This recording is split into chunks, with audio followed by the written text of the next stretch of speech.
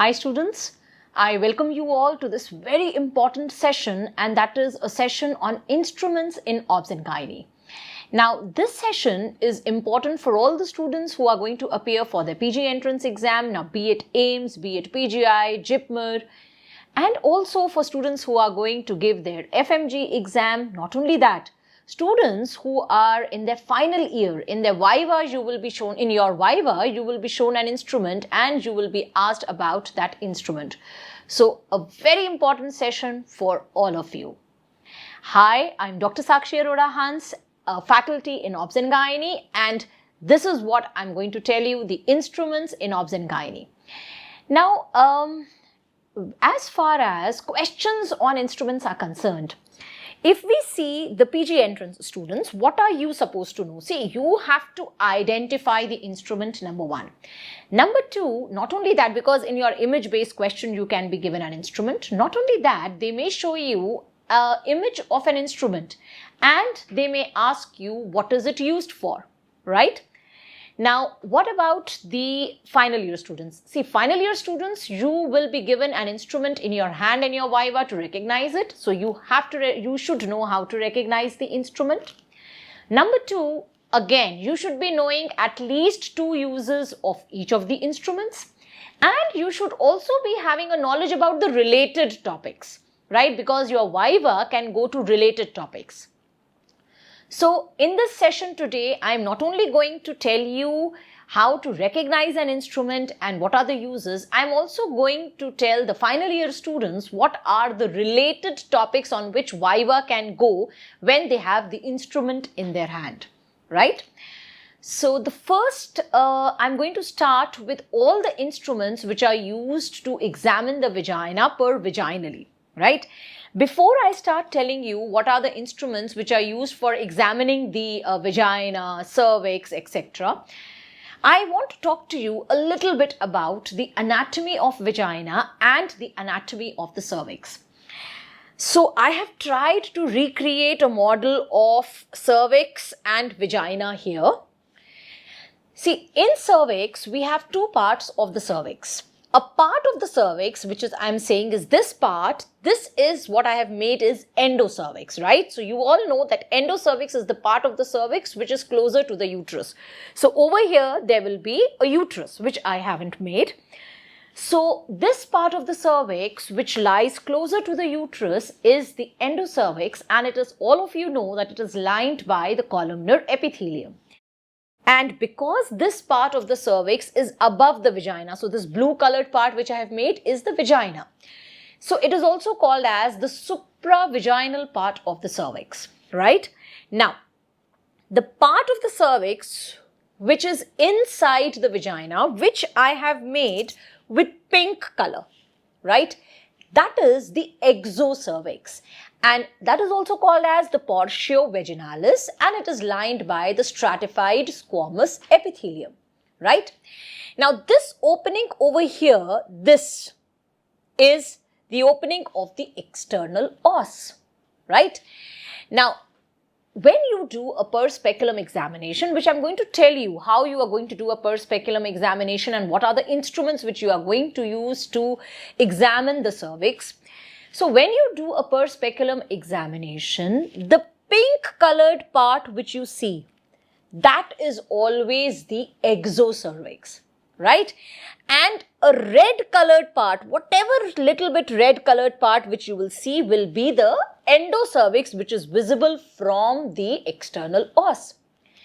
Now, since endocervix is lined by columnar epithelium and exocervix is lined by the stratified squamous epithelium, the place at which the epithelium changes, that is the columnar epithelium of endocervix, it changes into the squamous epithelium of exocervix. That is called as the transformation zone. Now, the position of the transformation zone, it keeps on varying with the hormonal status of the female, but mostly it is near the external os. And when you will do a per speculum examination, it will appear white in color, right? So faded appearance it is going to give. So the pink colored part is the exocervix. This white colored part, whatever you are seeing over here, is the transformation zone. The pale part, actually it's not the white part I should say it's the pale part which you are seeing. And whatever red colored part, what you see is the endocervix, right? Now, what is internal os? Internal os is the place where the endocervix is going to open into the uterus, right? So, we have an external os and the internal os. Clear? Now, look over here.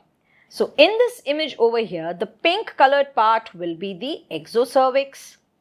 Whatever red colored part you are seeing will be the endocervix, and in between them, whatever pale area you will get will be the transformation zone, right? Now, suppose if a lot of red area starts appearing on the pink area, that means endocervix has moved out, and that is what is called as the ectropion. Ectropion. So, in image B, you can see a lot of red colored area. That means endocervix has moved out, right? Okay. Now, if I want to do a per speculum examination, I want to look at the cervix. First thing what I will have to do is, I will have to retract the posterior wall of vagina, right? So, this blue color is the vagina which I have drawn. So, in order to retract the posterior wall of vagina, the instrument which I am going to use is double-bladed, non-self-retaining Sims speculum.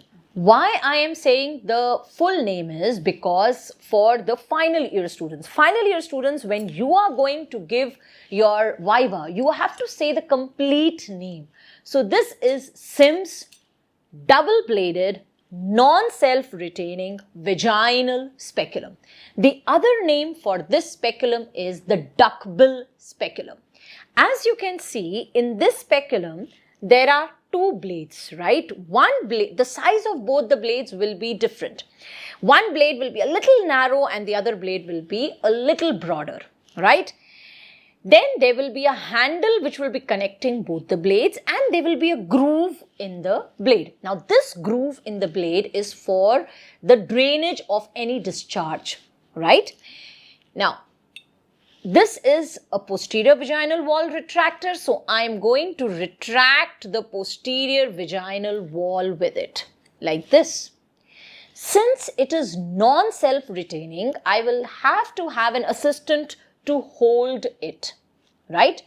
So, this Sims speculum, where is it used? It is used for in all the, whenever you have to examine the cervix. For any reason, if you have to examine the cervix, so you will have to retract the posterior vaginal wall and you are going to use this Sims speculum there. Number two, if you are doing some minor procedures, like if you want to insert an IUCD, or if you want to remove an IUCD for that matter, or if you want to collect a pap smear, or if you have to do endometrial biopsy, in all these cases, you will need a Sims speculum. For minor gynae surgeries, vaginal surgeries, and for major gynae vaginal surgeries, again, you will need a Sims speculum. Also, a Sims speculum can be used for the rupture of membranes in order to identify the rupture of membranes, right? So, in rupture of membranes, you can put the Sims speculum, and you can also ask, if you're not sure whether the membranes have ruptured or not, because it is not a complete rupture. It is just, some fluid is coming out. It's not that a gush of water has come out. In that case, you can put the Sims speculum and you can ask the female to cough. And if anterior amniotic fluid can be seen coming out, that means yes, the membranes have ruptured. So, in case of rupture of membranes, whether it is premature rupture of membranes or the rupture of membranes, you can go for a sterile per speculum examination. In rupture of membranes, per vaginal examination is contraindicated, but a sterile per speculum examination can be done, right? So, this is a Sims speculum. A Sims speculum should be used in conjunction with a Sims anterior vaginal wall retractor. So, if I have retracted the posterior wall, now I need to retract the anterior wall. right? The anterior wall is retracted with this instrument. This instrument is the anterior vaginal wall retractor. As you can see, this is a tubular instrument which has got two loop-like ends, two ring-like ends, right? Now, in the ring-like ends, you have to note that there are serrations which are present, right? So, let me open an image also. So, there are serrations or fenestrations which are present in the loop-like end. Why are these fenestrations present? So that they can fit into the rugosities of the vagina. Now, if you see over here, the loop-like ends, they are making an angle with the handle, right? So they are making an angle. This is a 15-degree angle which they make with the handle, and both the loops are pointing in opposite direction. One of the loop will be pointing anteriorly, the other loop would be pointing posteriorly. When you are inserting the anterior vaginal wall retractor, the loop should be facing above, right? Anteriorly, like this. So you are going to introduce it in such a manner that the loop faces up anteriorly, right? So this is how you are going to use the Sims anterior vaginal wall retractor, which has to be used in conjunction with the Sims speculum. Sims speculum is going to retract the posterior vaginal wall, and the Sims anterior vaginal wall retractor or the AV retractor will retract the anterior wall of vagina, right? Now, apart from being used as the anterior vaginal wall retractor, rarely you can also use it as a blunt curette in OBS, but that's only if final year students, if the examiner is bent upon asking you what is the other use, right? One thing which you have to remember is normally a Sims speculum is used in conjunction with the anterior vaginal wall retractor, but if you are using Sims speculum in Sims position, and I'll tell you what Sims position is just now. In that case, you don't need an AV retractor. Why? Because in that case, air will come in and it will open the walls of the vagina, right? So, Viva question. All these instruments which have the name Sims, on whom are these names Sims based on? So, this name Sims is based on a surgeon who was from US, and his name was James Marion Sims. James Marion Sims is also the father of gynecology surgery. Now, there are various things by the names of Sims, and in Viva you can be asked that. So, number one, you have a Sims speculum. Number two, you have Sims position. Now, what is Sims position? In Sims position, you ask your patient to lie in prone position facing towards the left side, right? So, the patient has to be facing towards the left side. The right arm and right leg are extended. They have to be in extended position, whereas left arm and left leg will be flexed. Right? This position is called as the Sims position. Sims position is very important because if you want to look at, if you want to examine the vagina, you can examine vagina in this position. For rectal examination, you can use this position, and you use this position to give the enema, right? So this is what is Sims position, in which the patient is going to lie prone facing towards the left hand side. Right hand side leg and right hand side arms will be fully extended. Left hand side arm and left hand side legs will be flexed, right? So number one, I told you based on the name Sims was Sims speculum. Number two, there can be Sims position. Number three, there is a Sims method for VVF repair. Together, these three, 1, 2 and 3 are called as Sims triad. A very important Viva question, that what is Sims triad, right? Apart from this, yes, we have the Sims anterior vaginal wall retractor, and yeah, that's it. So these are the things which we have based on the name Sims, right? Now, the biggest disadvantage of a Sims speculum is that it is non-self-retaining. So, if I am using a Sims speculum and I am using the anterior vaginal wall retractor, I will need assistance, right? This disadvantage, it can be overcome if I am using this speculum. This is a Cusco's bi-blade speculum or a double-bladed self-retaining speculum, right? So over here I have Cusco's bi-valved self-retaining vaginal speculum, right? Complete name is important for the final year students. Rest of all who are going to give their PG entrance or FMGE, this is a Cusco's speculum, right? Now in Cusco's speculum, it has double blades. So my Cusco's is a little old now, right? Now I am going to insert the Cusco's speculum and then I am going to tighten the screw over here, right? When I will tighten the screw over here, the Cusco's is going to tighten and it is a self-retaining speculum. So my hands are now free for whatever procedure I need to do, right? The advantage of Cusco's speculum is that it is self-retaining. So it can be used for examining the cervix in OPDs, and it can also be used for minor OPD procedures like if you want to insert an IUCD, remove an IUCD, if you want to do an endometrial biopsy or for pap smear. But there are two problems with Cusco's also.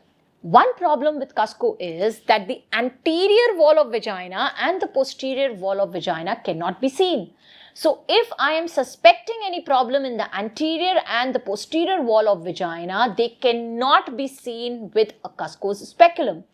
Whereas with a Sims speculum, if I am putting the Sims speculum, normally we put it in the posterior wall. So yes, the posterior wall cannot be seen, but anterior can be seen. But just in case I want to examine the posterior wall, then always I can shift it to the anterior wall like this and I can examine, right? This cannot be done with Cusco's.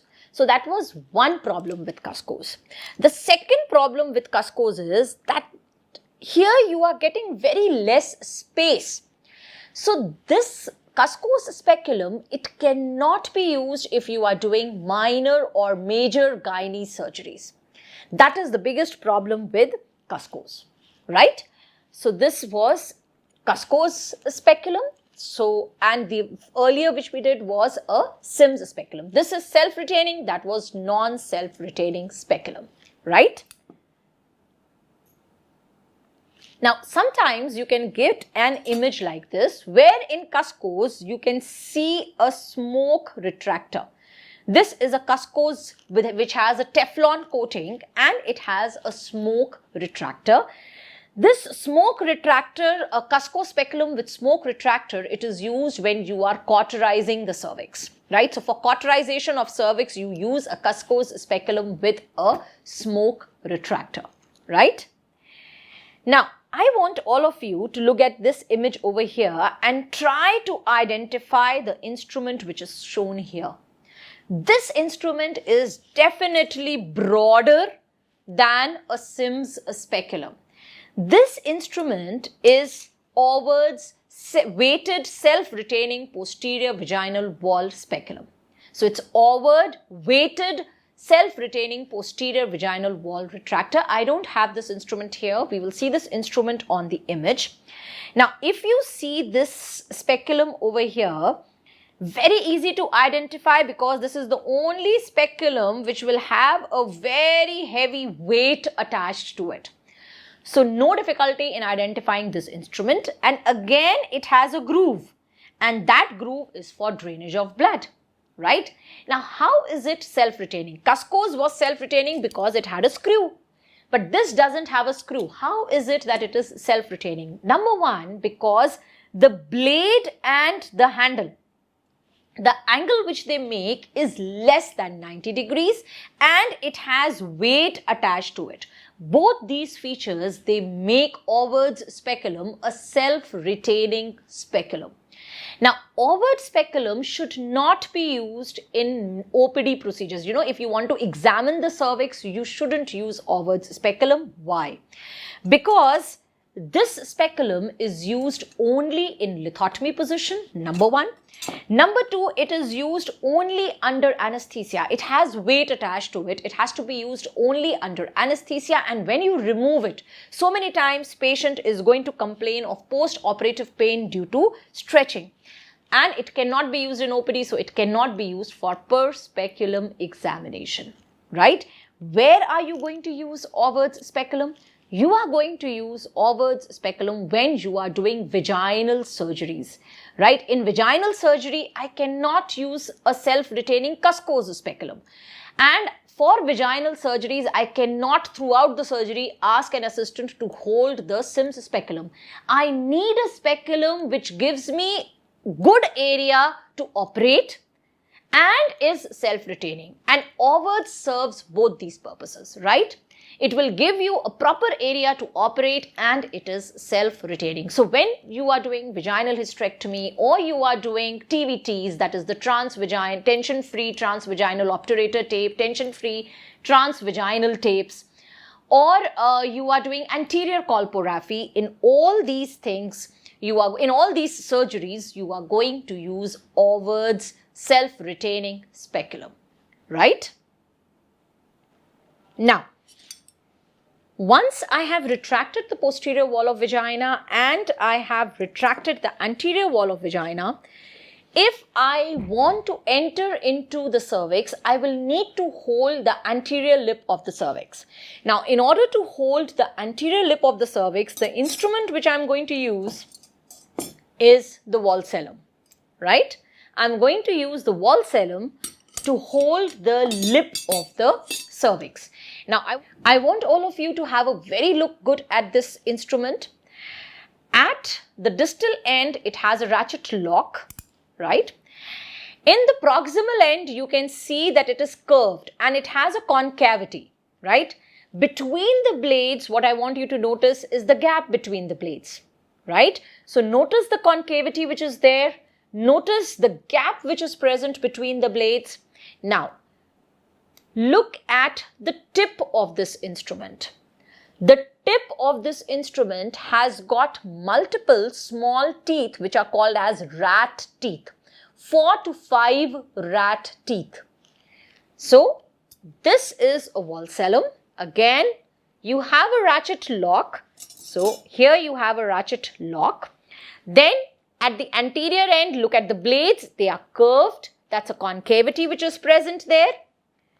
This concavity, I'm just now going to apply it and show to you that when you are going to apply valsellum, the concavity should face upwards, right? So, this concavity should face upwards. Then, on opening at the tip, you see 4 to 5 rat teeth. Clear? Now, with this instrument, with the concavity upwards, I am going to hold the anterior lip of the cervix. The anterior lip of the cervix will be held like this. Usually, we hold the anterior lip of the cervix, right?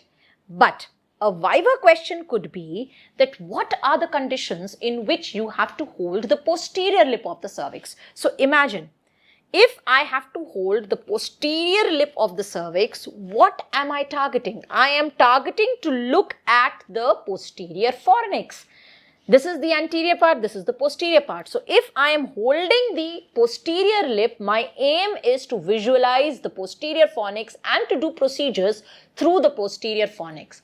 So what are the procedures which you do via the posterior fornix?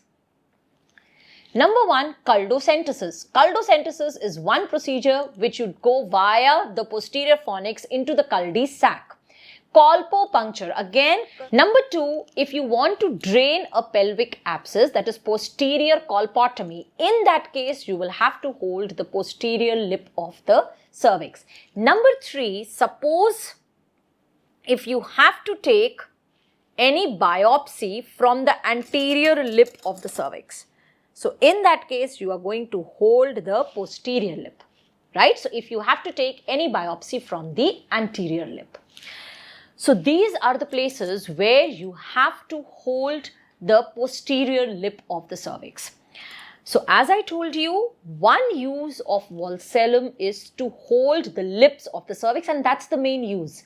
Apart from that, valcellum can be used to hold the fundus of the uterus and to manipulate the fundus of the uterus while you are doing abdominal hysterectomy, and it can be used to grasp the fibroids while you are doing myomectomy, right? So they are the other uses of the valcellum, right? Now, if you see over here, valcellum has teeth, so it is going to grasp the cervix, right? The lip of the cervix very tightly. And all of you know that in pregnancy, the cervix is very soft. So if you grasp the cervix with a valcellum, that is going to lead to a lot of bleeding. So in pregnant females, if you have to hold the lip of the cervix, what instrument do you use? In pregnant females, you do not use a valcellum, you use a sponge holding forceps. Clear? Non-pregnant females, valcellum. Pregnant females, a sponge holding forceps. Now, if you've understood this much, understand one more concept. If the female, the non-pregnant female whom you are examining is a nulliparous female, then her external os will be pinpoint. In that case, I am going to hold the lip of the cervix by using an instrument which will have a single tooth. And this instrument is called as either a single-toothed valcellum or you call it as a tenaculum. So this over here, I don't have a tenaculum to show you. So this instrument over here, if you see, it is holding the lips of the cervix, but it has a single tooth. Over here, the single tooth. A single-toothed valcellum has a special name, tenaculum. So now I have told you three conditions. Three instruments, right? Number one, if you have to hold a non-pregnant multiparous female's cervix, you are going to use a valcellum. If you have to hold a non-pregnant nulliparous female's cervix, you are going to use a tenaculum. And if you have to hold a pregnant female's cervix, and when do you hold a pregnant female's cervix? When you are doing a cervical cerclage. Or suppose immediately after delivery, still the cervix is going to be very soft. So immediately after delivery, if there is a cervical tear, in that case, you have to hold the soft cervix again. You are going to use a sponge holding forceps. Clear? I hope this instrument is very clear to you. Again, look at it, the gap between the blades, the concavity and the rat teeth, right? Now, so in this slide, I have told you about tenaculum, how to identify it. Tenaculum is single-toothed, rest everything is like your valcellum. Now, in this slide, I told you for holding the cervix, the lips of the cervix in a pregnant female, you use a sponge holding forceps. So let's have a look at how a sponge holding forceps looks like. This over here is a sponge holding forceps. Now remember, most of the forceps which we are going to study, they will have a ratchet lock. I am going to tell you only two forceps in which this lock is not there. But I'll come to that later. But first of all, most of the forceps will have a lock. Now, if you see its distal end over here, the distal end is ring shaped, right? And when you open the rings, you see serrations present on the rings, right? So it is ring shaped, it has a hole in the center, and when you open it, you see serrations. What do you use a sponge holding forceps for? You use a sponge holding forceps to paint, you pick up the swabs, cotton swab, and you paint the part before doing any surgery. Now, whether it is abdominal surgery or whether it is vaginal surgery, before doing any surgery, painting of the part is done with the help of a swab which you are going to pick up with a sponge holding forceps, right? Again, the second use of sponge holding forceps will be that it is used for holding the lips of the pregnant female, right? And lips of the pregnant female are held for cervical cerclage.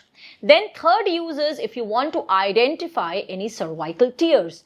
Now, when you have to identify a cervical tear, you need at least 2 sponge holding forceps.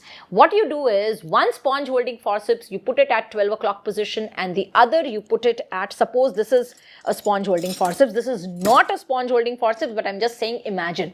Right? So one sponge holding forceps at 12 o'clock position, other at 3 o'clock position. This much part of the cervix, so I'll just show you here.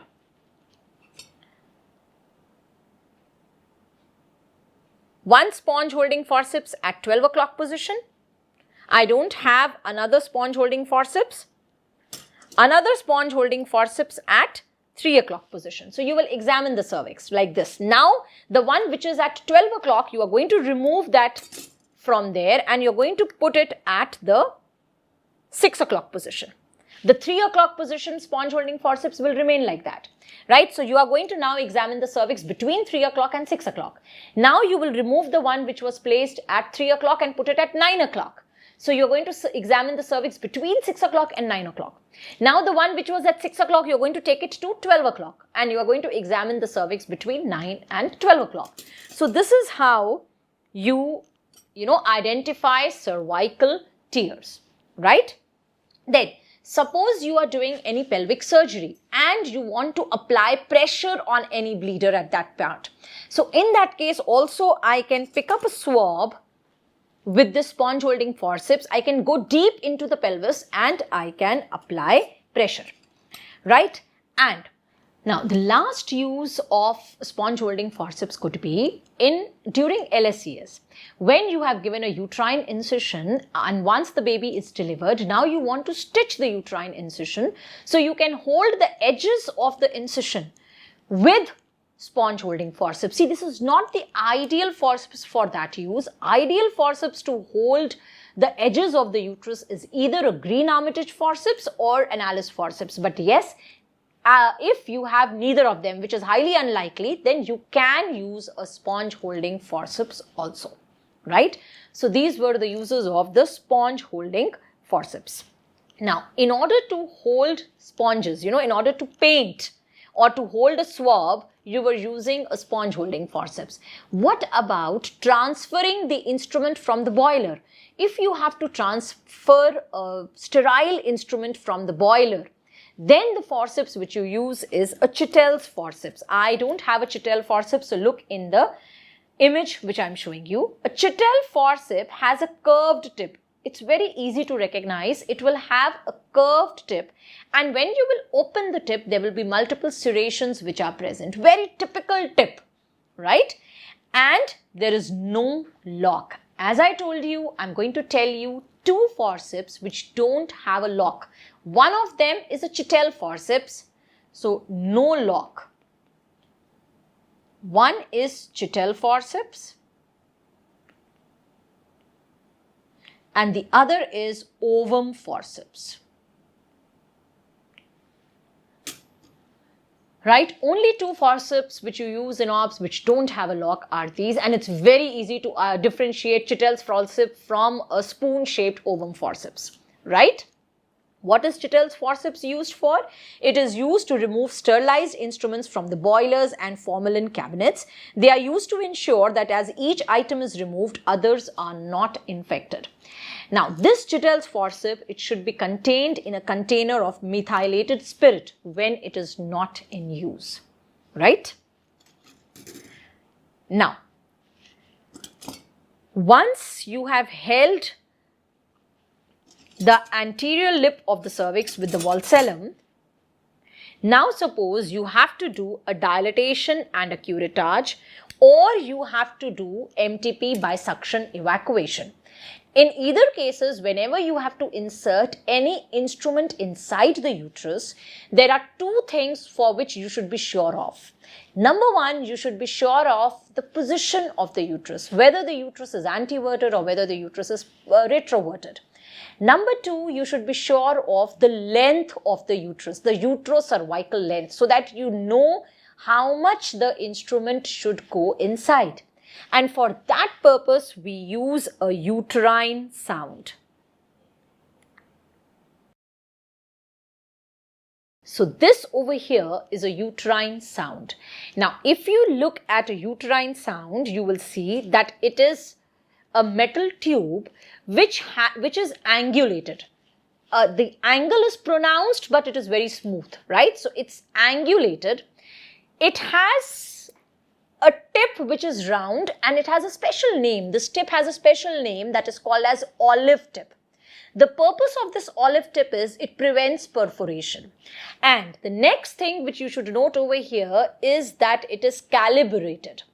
So starting from 4 centimeters, it is going up till 30 centimeters, right? Because it is used to measure the uterocervical length. So again, I'm telling you, it is a metal tube. It has a prominent angle, but the angle is smooth, right? A prominent smooth angle, olive tip, and it is calibrated, right? Now, there are 2 purposes which this uterine sound is going to fulfill. Number 1, it is going to tell you the uterocervical length. Number 2, it is going to tell you the direction of the uterus. And when you are putting the sound inside to know either of these, this is called as sounding, right? Now, apart from this, a uterine sound can help you to locate a misplaced IUCD. So, if an IUCD is misplaced and you want to see whether the misplaced IUCD is inside the uterus or it is outside the uterus, you put a uterine sound and then you get an X-ray done. If the IUCD is close to the uterine sound, you come to know that yes, it is within the uterus. If it is far, then you come to know that it is outside the uterus. Apart from that, a uterine sound can help you to detect uterine anomalies like a septa inside the uterus, right? So these were the uses of a uterine sound. Now let's talk about the viva questions which can be asked on uterine sound. Number 1, when you are holding, final year students, when you are holding the uterine sound, first thing which the examiner can ask you is that what is the normal uterocervical length? So remember, the normal uterocervical length is 2.5 inches. In other words, if they ask you in centimeters, it is between 6 to 8 centimeters. Second thing which they can ask you is what is the corpus to cervix ratio in adults? So corpus, that is the uterine body, is called as the corpus. So corpus to cervix ratio in adults is 2:1, or it can be 3:1 also. But remember, in childhood, this ratio is reversed. In children, it is the cervix which is longer than the uterus. So this ratio in children is 1:2. The corpus to cervix ratio is 1:2. Then when you are holding this uterine sound, the examiner might ask you that why is it olive tipped? So as I told you just now, it is olive tipped to prevent perforation. But just in case perforation happens, what are you going to do next? So your question can come as a PG entrance student also. They can show you this instrument and they can ask you, if perforation happens with this instrument, what is the next step? So option A, immediate laparoscopy. Option B, immediate laparotomy. Option C, stop the procedure immediately and wait and watch. Option D, continue the procedure. So it is not A, B, it's C and D, right? So if perforation is happening with an instrument which is as narrow as a uterine sound, you don't need to do a laparotomy, no laparoscopy, just wait and watch. Just stop the procedure and wait and watch. You have to look at the vitals of the patient, right? This is why before putting any other instrument, we are putting a uterine sound, because it is very narrow, so it can also act as the first dilator, right? So it acts as a first dilator also, this uterine sound. And if perforation happens with this, nothing to worry, just wait and watch the vitals of the patient, right? Now, next question which the examiner might ask you is, what are the conditions in which the uterocervical length is increased? So suppose if perforation has happened, so suppose I am inserting this sound and this sound perforates the uterus. Now, in that case, I'm going to get the length of the uterus very big. I'm going to measure the length. I'm going to say, oh, this is so big length. So that means uterocervical length can be increased if there is perforation of the uterus. Or suppose if there is supravaginal elongation of the cervix. So if supravaginal part of the cervix has elongated, then in that case also the uterocervical length will increase. Or if there is congenital elongation of the cervix, there are few females in whom the cervix is congenitally elongated. Now the moment you are going to say this, the next question which examiner is going to definitely ask you and will be very impressed if you give the correct answer is, how do you differentiate supravaginal elongation of the cervix from congenital elongation of the cervix? So remember, supravaginal elongation of the cervix is seen when the uterus prolapses. And in that case, the fornixes, these fornices over here, they will become more deep. So if you are getting very deep fornices, that means there is supravaginal elongation of the cervix. But if the fornix are normal, then that means it's a congenital elongation of the cervix. And in pregnancy, see, in pregnancy, normally the length of the cervix is 2.5 centimeters, 1.25 being the endocervix and 1.25 being the exocervix. In pregnancy, the length of the cervix becomes 4 to 5 centimeters. So definitely there will be increased uterocervical length. Not only the cervix length size is increasing in pregnancy, the size of the uterus is also increasing in pregnancy, right? So this is another very important cause for increased uterocervical length. Now, let's talk about those conditions where the uterocervical length is decreased. The uterocervical length will decrease in menopause. Why? Because in menopause, both the uterus and cervix are going to undergo atrophy. Suppose if there is a chronic inversion of the uterus has inverted, the fundus of the uterus has dipped down. Now, if the fundus of the uterus has dipped down, obviously the uterocervical length is going to decrease. Or suppose if you have done amputation of the cervix like you do in Fothergill's repair. In Fothergill's repair or Manchester surgery, you do amputation of the cervix. So definitely the uterocervical length will decrease. And in congenital hypoplastic uterus, the uterocervical length will decrease. Right? So these are all the possible questions which can be asked when you hold a uterine sound. But the most important question which the examiner is going to ask you the moment they give you a uterine sound is, they will say, have you seen a bladder sound? How do you differentiate a bladder sound from a uterine sound? So I don't have a bladder sound. I want you to look at the image here. In the image, what I want you to see is that in the bladder, this curve over here is very gentle. In uterine sound, this was a very pronounced curve. As I told you, it's angulated, it's smooth, but it's very prominent, right? But here, it's a very gentle curve. And the second and the most important difference is that in a bladder sound, you won't get any markings here. Whereas in uterine sound, you will get markings here, right? So, I have introduced the sound and I have come to know that what is the length of the uterocervical canal, right?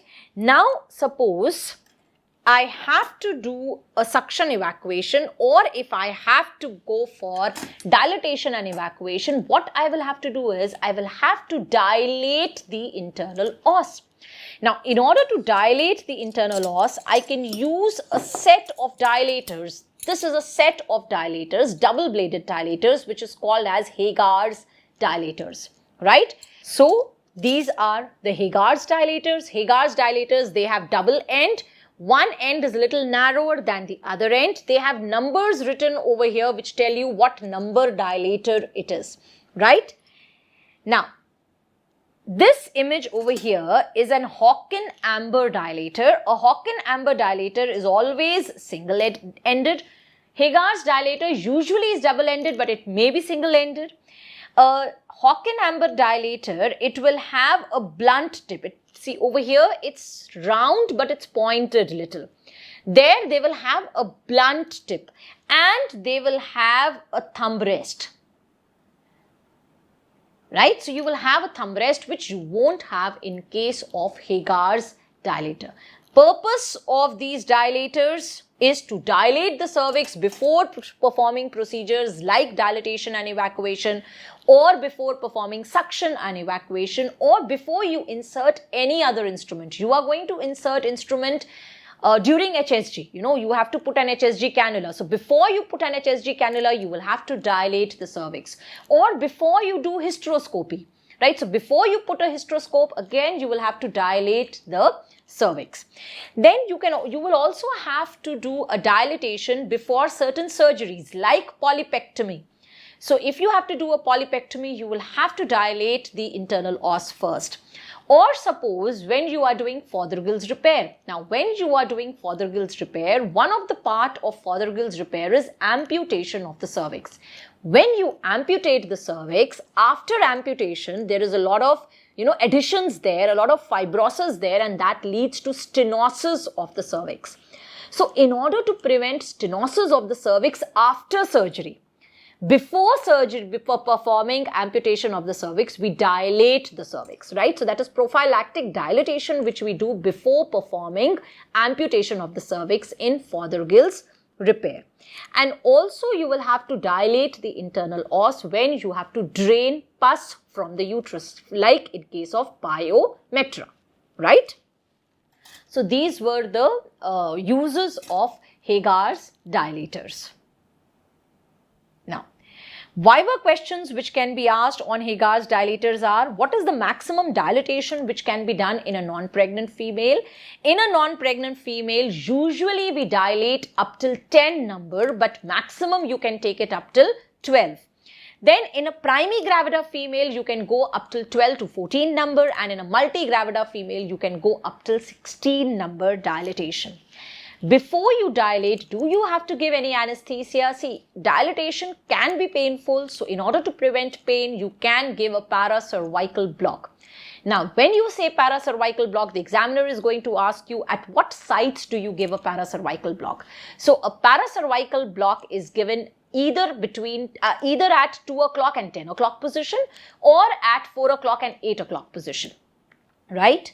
So either you are going to give a paracervical block at 2 o'clock and 10 o'clock position, or you are going to give a paracervical block at 4 o'clock and 8 o'clock position. You never give paracervical block at 3 o'clock and 9 o'clock position. Why? Why? Because descending cervical arteries, they are present at 3 o'clock and 9 o'clock position. So never am I going to give a paracervical block at 3 o'clock or 9 o'clock position, right? Now, when you are dilating, what are the complications which can happen? Number one, due to pain, they can be vasovagal shock. Number two, it can lead to perforation of the uterus. Again, if perforation happens with Hagar's dilators, you have to wait and watch. You have to watch the vitals of the patient. Remember, when you are dilating, you have to start dilating from the thinnest one, the one which has the smallest diameter, and then you gradually increase and go up till the one which has a maximum diameter. Hagar's dilator, they are 12 in number, starting from number 3 and going up till 26. So each end will have a different number. That is why we have 12 Hagar's dilators, right? Then, the third complication of Hagar's dilators could be if you are dilating forcibly. Now, when you forcibly dilate, that can lead to cervical incompetence. For all those students who feel that dilators are used to dilate the external os, remember, when you are dilating, your purpose is not just to dilate the external os. Your purpose is you have to go inside the uterus and you have to dilate the internal os, right? So basically, the dilators are used to dilate the internal os so that you can take the instrument inside the uterus, right? Now, one more purpose why I wanted to show you the dilator like this is, suppose if I ask you now a question, an MCQ. Answer this MCQ for me. The instrument shown in the image is used for all except option A to measure the uterine length, option B to measure the cervical length, option C to know about the direction of the uterus, option D to dilate the internal os. So what are you dilating? You are dilating the internal os. Yes. Can you know about the length of the cervix? Yes, I can know about the length of the cervix. Can you know about the length of the uterus? No, because you are taking it only up till the internal os. You are not taking it up till the fundus of the uterus, right? So you do not measure the length of the uterus with this dilator. Length of the uterus you measure with the help of a uterine sound. Yes, it can give you an idea about the position of the uterus, whether the uterus is anteverted or it is retroverted. But it will not give you any idea about the length of the uterus, right? Now, one more use of the dilator. Can anyone think and tell one another use of dilator? One very important use of a dilator, which I forgot to mention in the previous slide, is if you have to diagnose cervical incompetence in a non-pregnant female. Now, if there is a female who comes to you and she tells you that she has history of 2 recurrent abortions, second trimester abortions in her previous pregnancies, and now she is a little afraid in conceiving. Now you are suspecting that yes, because she has 2 second trimester abortions, she could be a case of cervical incompetence. What is cervical incompetence? Cervical incompetence is when the internal os loses its tone. That is what is called as cervical incompetence. In a non-pregnant female, if I have to diagnose cervical incompetence, I can use a number 8 Hagar's dilator. See, normally if the internal os will be of normal size, when you will put a number 8 Hagar dilator, the female is going to resist, right? Because the internal os would be closed. And if you try to put a number 8 Hagar dilator, she's going to resist. But if the internal os is open, in that case, when you will put number 8 Hagar's dilator, the female is not going to resist and you are going to come to know that yes, this female has cervical incompetence, right? So that was one more use of Hagar's dilator, right? Now, let's talk about, I have dilated the internal os. Now I want to do a curettage. Now when I have to do a curettage, I am going to use a double-ended uterine curette, or since I have a double-ended uterine curette, or I can use a single-ended uterine curette. In a uterine curette, what you have to note is that yes, it also has loops at the end, right? So ring-like loops at the end, right? And it has serrations which are present on the handle, right? Now, depending on, you have to touch the instrument and see whether it is a blunt curette or whether it is a sharp curette. So, the curette which I have in my hand, one end is very sharp. So, one side is sharp and the other side is blunt. So, I have a blunt and a sharp uterine curette in my hand. It could be either ways. It could be a single, a single blunt curette or a single sharp curette, right? Now, this curette you shouldn't confuse with anterior vaginal wall retractor. I have both of them placed one above the other in front of you. If you look at the anterior vaginal wall retractor, if you look at the ends, they are much wider. The loops are much wider than what they are in a uterine curette. The second and the major point is that in anterior vaginal wall retractor, the ends in anterior vaginal wall retractor, although there are loops at the end, these loops have serrations. But in a curette, there are no serrations present. Third very important point. In anterior vaginal wall retractor, the serrations are present at the end. But in a curette, the serrations are present on the handle so that you can have a firm grip, right? So for a firmer grip, the serrations are present in the handle, whereas there are no serrations in the handle of an anterior vaginal wall retractor. And so this over here is anterior vaginal wall retractor. This is a double-ended uterine curette, which is used to do a dilatation and a curettage. Now, the blunt side is used to curette a pregnant uterus. So, in pregnancy, whenever this uterus is soft, I'm going to use a blunt curette. So, in case of missed abortion, in case of incomplete abortions, I am going to use a blunt curette. Or suppose after delivery, if female is having secondary PPH and you are suspecting that parts of placenta or fetal membrane have been, have retained inside.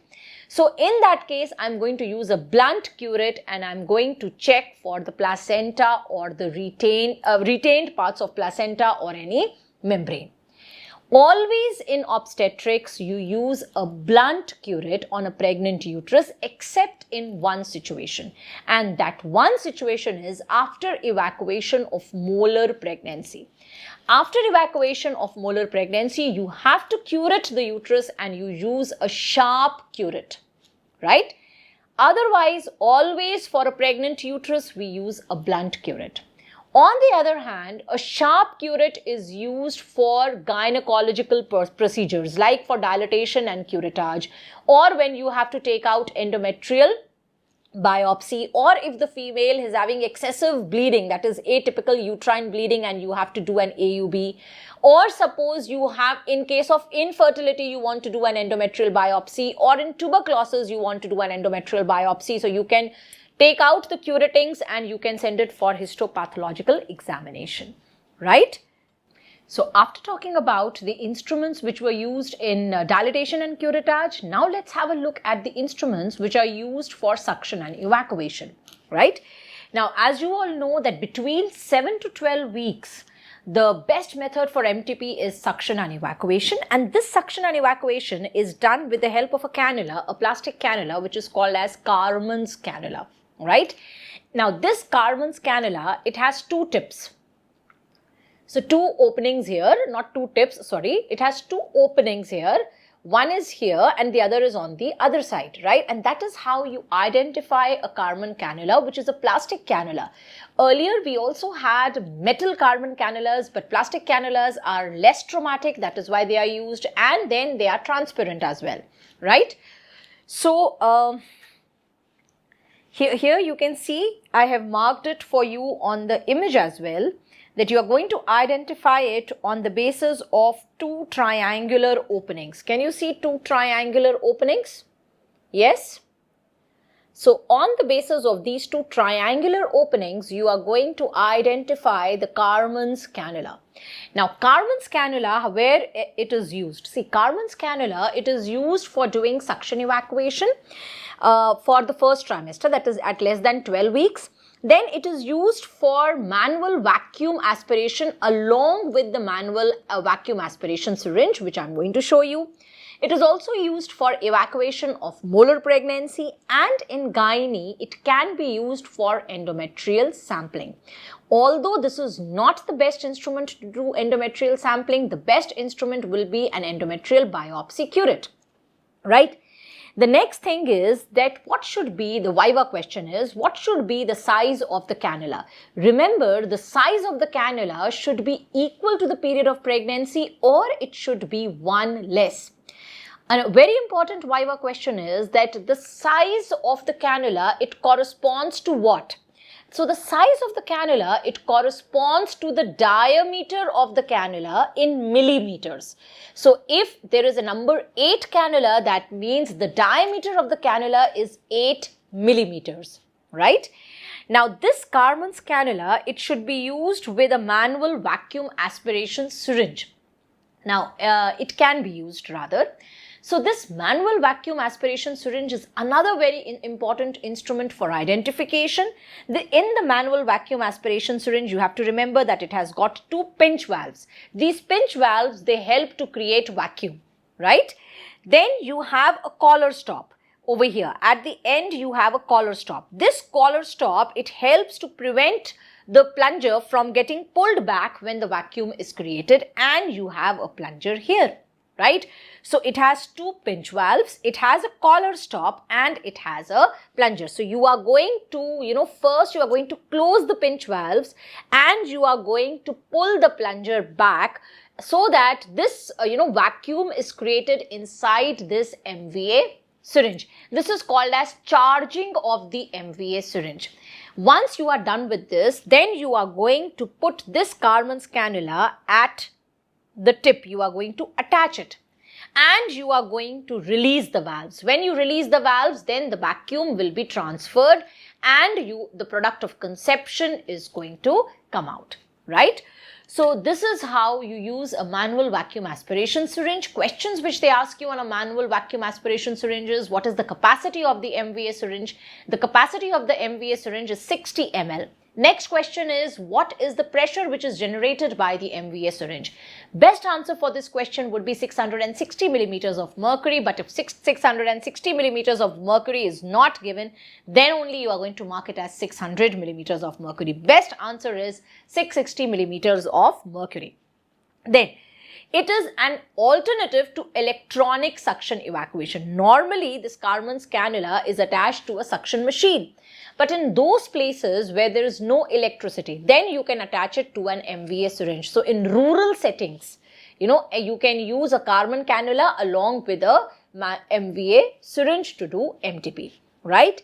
And till what time can you do MTP by this method? You can do MTP till 12 weeks of pregnancy by using a manual vacuum aspiration syringe and a Carman's cannula, right?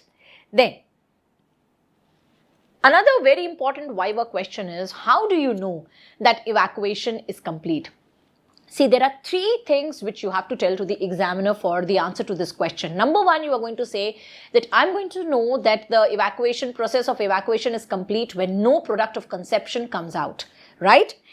Number two, when you will get a grating sensation. And number three, uterus is going to contract over the cannula. So these are the three things by which you come to know that the suction evacuation is complete. Now, if you have answered all questions very well, then the next question which the examiner will ask you is, do you know that there is a menstrual regulation syringe also?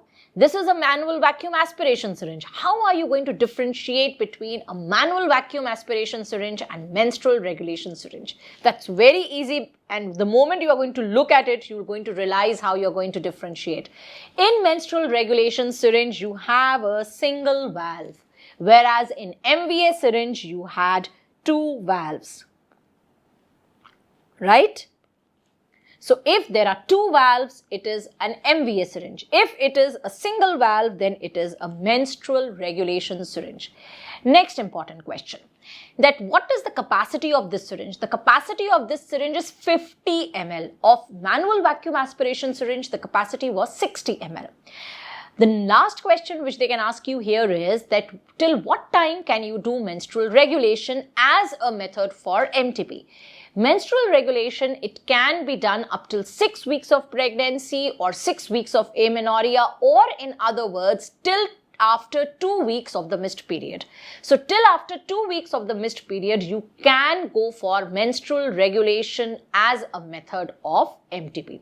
Menstrual regulation is done using a menstrual regulation syringe in which there is a single valve, right? Now, so till 12 weeks, we were doing suction evacuation, and we were doing suction evacuation with the help of a Carman cannula. Now, after 12 weeks, if I have to remove the product of conception, if I have to do MTP, the method which I have is I can use a Haywood-Smith ovum forceps. For PG entrance students, for FMG students, a simple ovum forceps is what you have to remember. For final year students, you have to remember the complete name, Haywood-Smith ovum forceps, right? So, In a Haywood-Smith ovum forceps, again what you have to remember is after Chittell's forceps, this is the second forceps in which you are not going to get any lock. No ratchet lock present at the end. Very easy to identify this forceps because this forceps is a spoon-shaped forceps. The only forceps which you are going to get spoon-shaped is an ovum forceps. Spoon-shaped forceps, no lock, and on the spoon which is made, there are serrations present, right? So, why is there no lock in the ovum forceps? There is no lock in the ovum forceps so that just in case, a part of the uterus is held between it, then it doesn't get, it doesn't traumatize it, right? So, to make it less traumatic, it doesn't have any lock, right? Now, question which they ask you on ovum forceps can be, what are the uses of ovum forceps? The use of ovum forceps is if you have to remove the product of conception or if you have to do MTP after 12 weeks of pregnancy, then you use ovum forceps, because in that case the uterus is very soft. I cannot use a suction cannula, right? Then whenever you are using ovum forceps, you should always rotate it before you bring it out. So to be sure that you are not holding uterus in between. That is why you should always rotate it. Now, suppose there is a female who's having secondary PPH and you are suspecting parts of placenta or parts of membranes. Then again, with the help of ovum forceps, you can remove the parts of placenta, retained placenta or any membranes, right? So this is an ovum forceps. Now, before I start telling you the other instruments, very important question is the moment you are going to hold any of the instruments related to MTP, examiner is going to ask you about the MTP amendment which has happened in 2020. So all of you know that MTP Act, it came in 1971, but an amendment to the MTP Act came in January 2020. According to this amendment, now in India, MTP is legal up till 24 weeks of pregnancy. Earlier in India, MTP could be done only up till 20 weeks, but now it can be done up till 24 weeks of pregnancy. That's one thing which you have to remember about the amendment. Second thing which you have to remember about this amendment is that earlier you needed one doctor's opinion till 12 weeks of pregnancy, and then between 12 to 20 weeks, if you had to do MTP, you needed two doctors' opinion.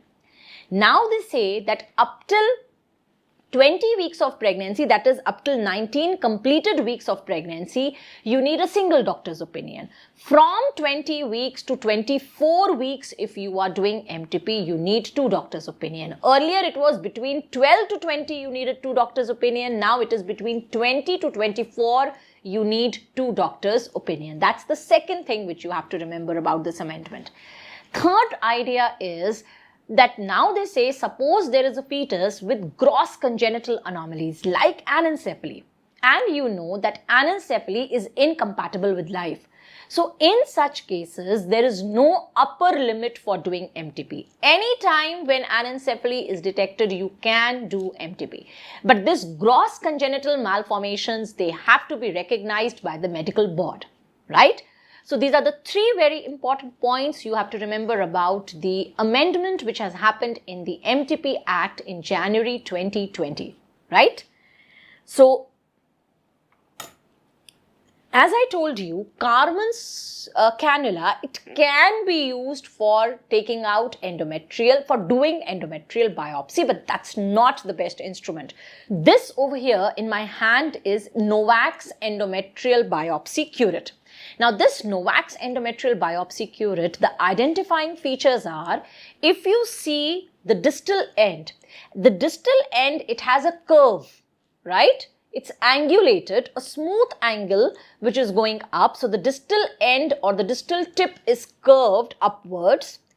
Then if you see the distal end, you will see an opening. In this opening, you will see multiple teeth, right? Can you see the multiple teeth over here? It is in these teeth that the endometrial tissue will come and stick, right, when you are doing the endometrial biopsy. Now, at the proximal end, you have a thumb rest and you have a stellate, right? This stellate is going to take out the endometrial tissue, number one, and this stellate is also going to help in cleaning the instrument, right? So this is an endometrial biopsy, Novak's endometrial biopsy curette. Now, endometrial biopsy is the procedure or the investigation of choice in case of endometrial hyperplasia. It is the investigation of choice in case of endometrial cancer, investigation of choice in postmenopausal bleeding, right? The next question which the examiner might ask you is that what are the indications for doing endometrial biopsy? The indications for doing endometrial biopsy are that if the age of the female is more than equal to 45 years and she is coming to you with atypical uterine bleeding. So this question was asked in AIMS June 2020 also. Question was that there is a female, 50 years old female with atypical uterine bleeding. What is the next step? So the next step has to be endometrial biopsy. So number one indication for endometrial biopsy is any female more than equal to 45 years who comes to you with atypical uterine bleeding. Number two, any female of any age, now the age could be less than 45 also, if she has history of unopposed estrogen. Now that history of unopposed estrogen can be in the form of HRT, it can be in the form of PCOS, right? Number three, if the female was having atypical uterine bleeding and her medical management has failed. Number four, if female has come to you with excessive bleeding and you got a TVS done, and on TVS, if endometrial thickness in a premenopausal female is more than equal to 12 millimeters, or in a postmenopausal female, if endometrial thickness is more than equal to 4 millimeters.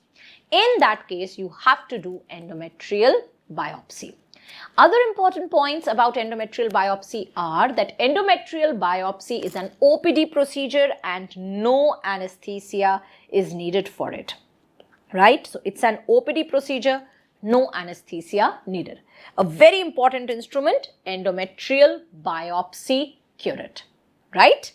Now, this endometrial biopsy curette, which I have shown you, is a metal one.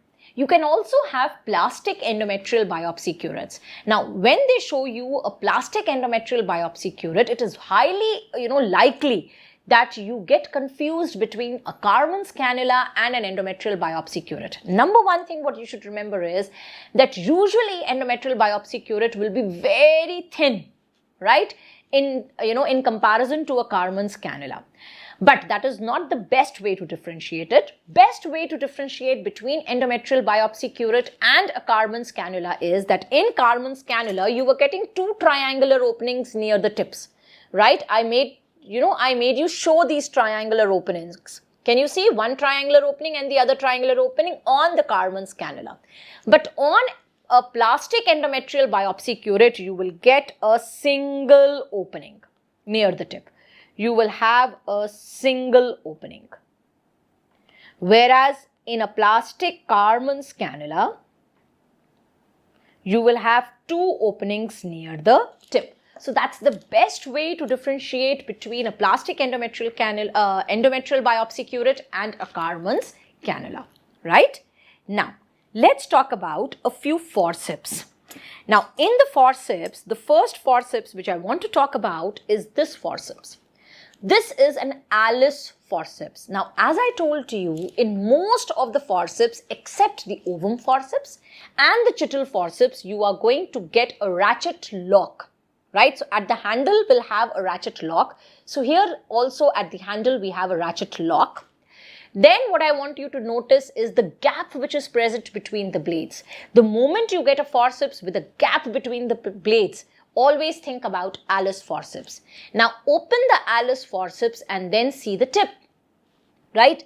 This is especially for the undergraduate students. Final year students, whenever you get an instrument, please do not be in a haste to answer that what the instrument is. Look at the instrument very, very carefully, examine the instrument and then give your answer, because the examiner is going to definitely ask you the identifying points, right? The identifying features.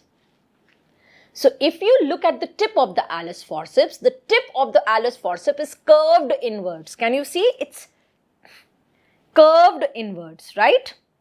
And the curved inward. And it has 4 to 5 rat teeth, 4 to 5 small teeth which are present on the tip. So again, I'm telling you the identifying features for an Alice forceps. A ratchet lock at the handle, gap between the blades are curved inwards, and when you open them, you get 4 to 5 rat teeth. Now, one more instrument which I pointed to you where a gap is present was the valsellum. So I am keeping these two instruments side by side, and now look at them. Now when you look at them, you'll understand that there is a lot of difference between these two instruments. A valsellum usually will be longer than the Alice forceps, right?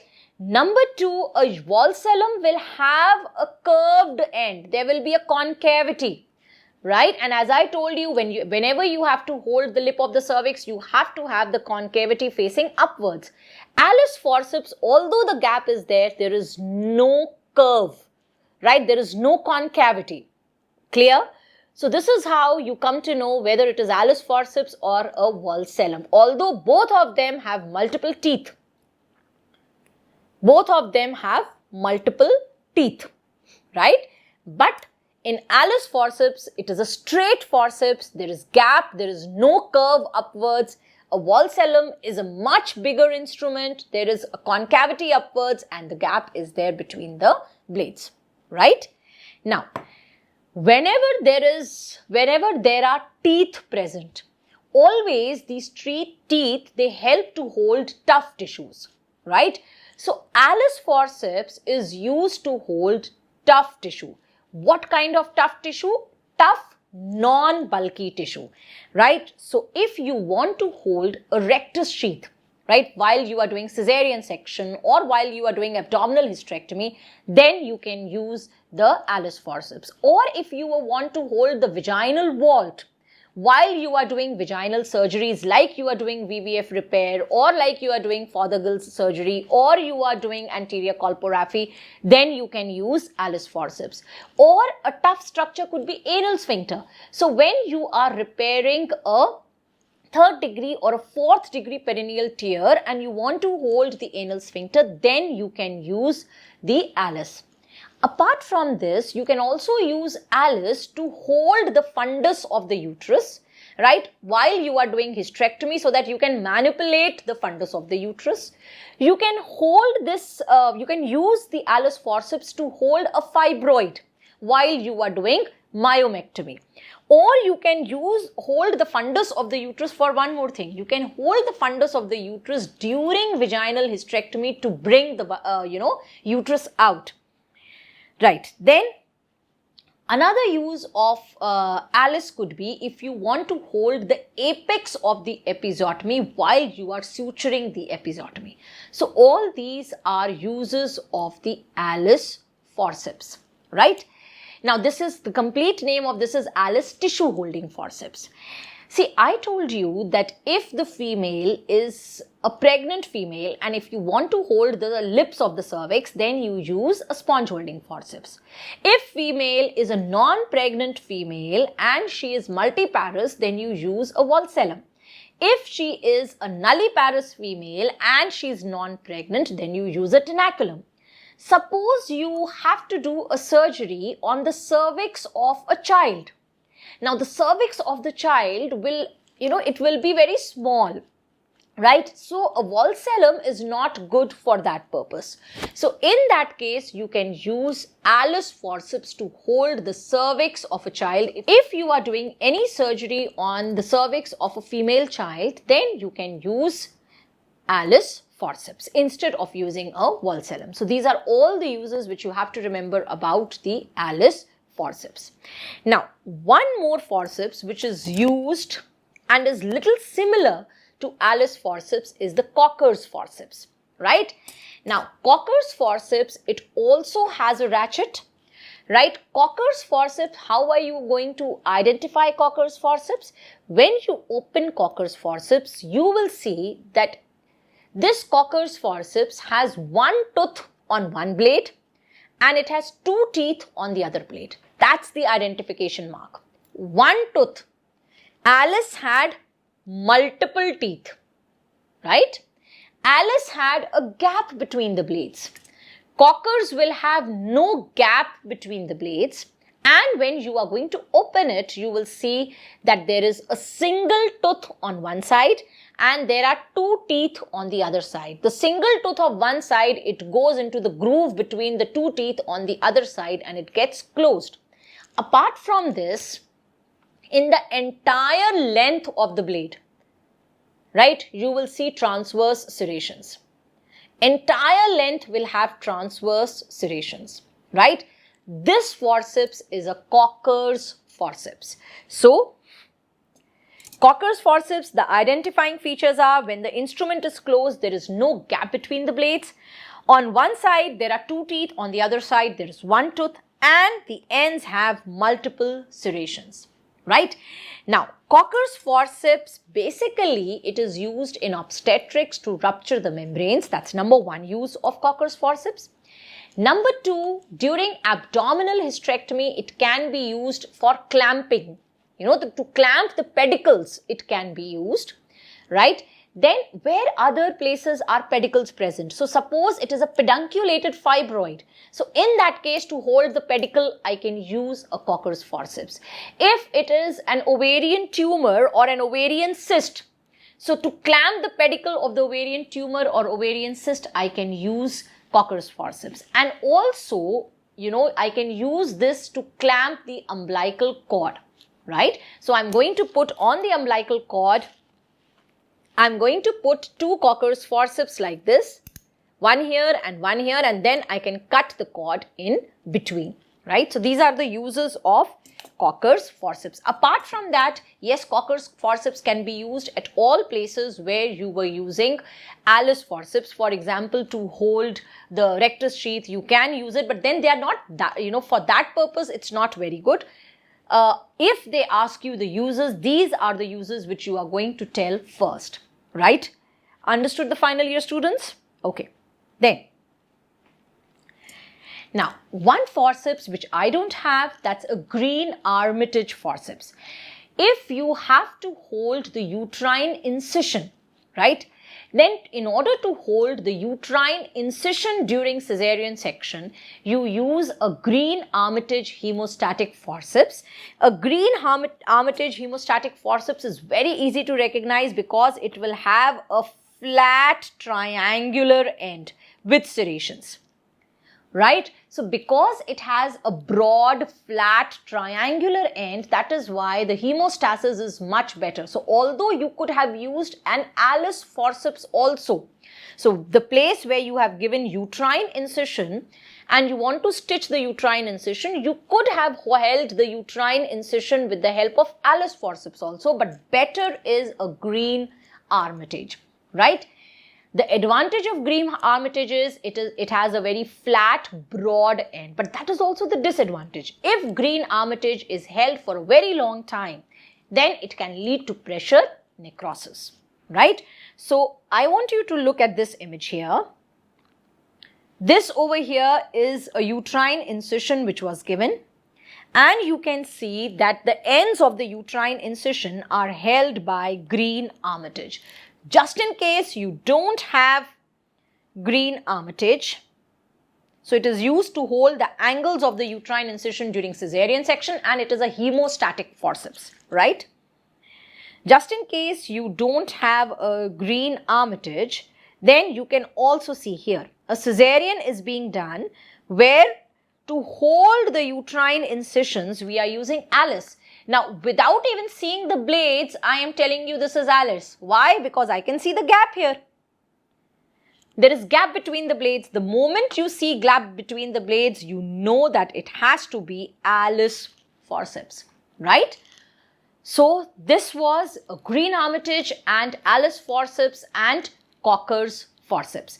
All these were, the Cockers and the Alice, they were having teeth. Green Armitage was having a flat triangular end.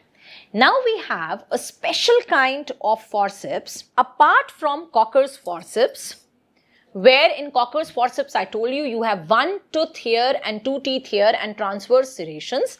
Similar to Cocker's forceps is Mangot's uterine clamp. Maingot's uterine clamp.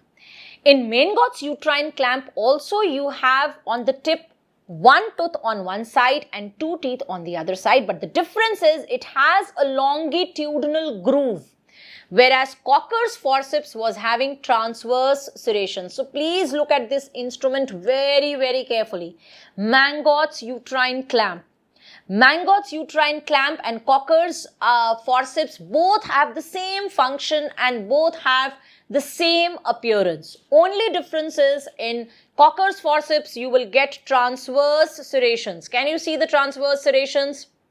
And in Mangot's you get a longitudinal groove, right? Use of Mangot's forceps is also for holding the pedicles during hysterectomy, right? So if you want to hold pedicles during abdominal hysterectomy, or you want to hold the pedicle of an ovarian cyst or an ovarian tumor, or you want to hold the pedicle of a fibroid, a pedunculated fibroid, then instead of using Cocker's forceps, you can also use a Mangot's forceps. Mangot's forceps, one side has a longitudinal groove, other side it has a longitudinal bar, right? This longitudinal bar will fit into the longitudinal groove on the other side. So one blade will have a longitudinal groove, the other blade will have a longitudinal bar, right? Now, when you are holding this forceps in your hand, the potential viva question, and which could be an AIMS question also, the question could be that in which order are the ligaments clamped in case of abdominal hysterectomy and in case of vaginal hysterectomy. So remember, in abdominal hysterectomy, when you have to put the first clamp, you are going to put the clamp at the round ligament tubo-ovarian ligament, right? So the first clamp will be at the cornua of the uterus, and the cornua of the uterus has round ligament, it has fallopian tube and ovarian ligament. Then the second clamp will be put at the uterine artery so that the blood supply to the uterus is stopped. Third clamp will be at the cardinal ligament, and last the clamp is going to be put on the uterosacral ligaments. So this is the order in which you apply clamp in abdominal hysterectomy, right? The opposite will be in case of vaginal hysterectomy, right? Now, again, like Cocker's forceps was used to clamp the umbilical cord, similarly, you can use Mangot's uterine clamp also to clamp the uterine cord. Again, if you want to see the difference between Cocker's and Mangot's clamp, both of them will have one tooth and two teeth. But in Cocker's, there will be transverse serrations. In Mangot's, on one side, there will be a longitudinal bar, and on the other side, there will be a longitudinal groove, right? Now, the last forceps which I want to show you is a Babcock's forceps. Babcock's forceps, right? This forceps is very different from the earlier forceps which I have shown you. In all the earlier forceps, teeth were present at the distal end. Here, the distal end, there are no teeth present. It's flat. And the tip of the distal end, there is a gap, right? The tip of the distal end is curved and there is gap in between so that it can hold delicate tubular structures, right? This is a Babcock's forceps. Clear? Now, in Babcock's forceps, I'm repeating again, at the tip, there won't be any teeth. It will be flat. The tip will be curved and there will be gap between both the blades so that it can hold delicate tubular structures. Now, the delicate tubular structures which are held with the help of Babcock's forceps are fallopian tube when you are doing tubal ligation, right? Number one. Number two, round ligament when you are doing plication of the round ligament. Number three, ureters during Wertheim's hysterectomy or during radical hysterectomy. Number 4, you can hold spermatic cord as well. And number 5, appendix during appendicectomy. Right? So these are the tubular structures which can be held with Babcock's forceps. So suppose if they give you this image over here like this, they give you an image-based question and they ask you identify this forceps. So what will your answer be? Your answer will be this is a Babcock's forceps, right? Now let's talk about retractors. Now when I say that we use retractors, there are basically 2 uses of retractors. Number 1 use of retractor is to retract the skin and the tissues after you have given the incision, right? For example, I'll show you an image here. See here, right? So if you want to retract the skin and the tissues after you have given the incision, then you can use retractors. Number 2 use of retractors could be when you want to retract the abdominal organs, right? And you want a clear operating field. So there are 2 basically uses of retractors, and for these retractors, for both these uses, we have different kinds of retractors, right? First, I'm going to tell you what retractors are used for keeping the organs away from the operating field. Now, when we talk about keeping the organs away from the operating field, one organ which instantly comes to my mind is the bladder, right? Bladder has to be retracted during abdominal surgeries also when you are operating on the uterus, and it has to be retracted in vaginal surgeries also. Now, obviously, if you have to retract bladder in vaginal surgeries, you need a narrow retractor. So, for retracting the bladder in vaginal surgeries, we use a Landon's retractor, a Landon retractor. So, remember here, Landon retractor is L-shaped retractor, right? It's an L-shaped retractor. L for Landon, L for L-shaped. The blade of the Landon's retractor is at 90 degrees to the handle, and it has a straight and a narrow blade, right? So, a Landon's retractor is used to retract the bladder during vaginal surgery. So, suppose over here the bladder is there and I want to retract it. So, I'm going to use a Landon's retractor for the purpose, right? Also, if during vaginal hysterectomy, I want to retract the lateral vaginal walls, right? So, to retract the lateral vaginal walls also, I am going to use the Landon's retractor, right? L-shaped retractor, Landon's retractor used in vaginal surgeries to retract the vaginal walls and to retract the bladder, right? Now, same thing if I want to retract the bladder during abdominal surgeries, then the retractor which I use is a Doyen's retractor. It's very easy to identify Doyen's retractor from a Landon's retractor. Landon's retractor is L-shaped. It has a narrow flat blade, whereas a Doyen's retractor will have a curved and a broad blade. So it is used for retracting the bladder in abdominal surgeries, right? This is a Doyen's retractor. So you can see a Doyen's retractor being used here in this image, right? And this over here is Doyen's retractor. Doyen's retractor is a non-self-retraining retractor, right? Now, in abdominal surgeries, I just don't have to retract the bladder. I also have to retract the abdominal walls. In order to retract the abdominal walls, the retractor which I'm going to use will be a Morris retractor, and unfortunately, I don't have a Morris retractor to show you. So, you will have to see the image of a Morris retractor. So, what I'm telling you is to retract the abdominal wall in abdominal surgeries, you are going to use a Morris retractor. This is a Morris retractor.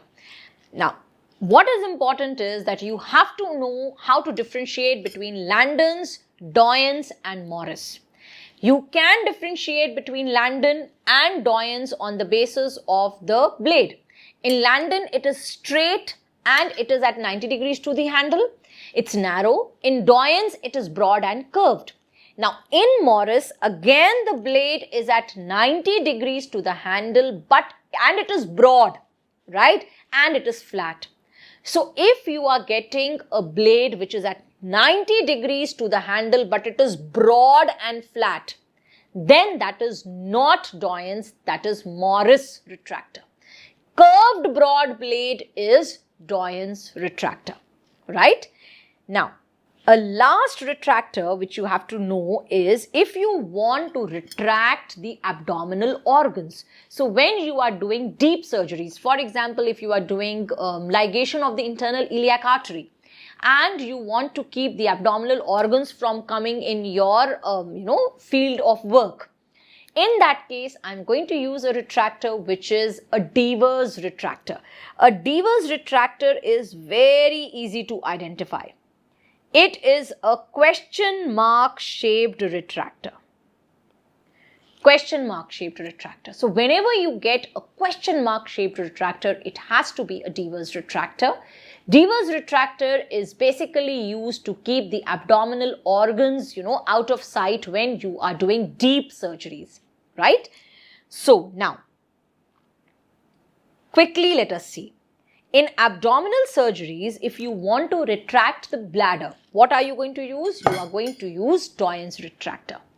In abdominal surgeries, if you want to retract the abdominal walls, which retractor are you going to use? A Morris retractor.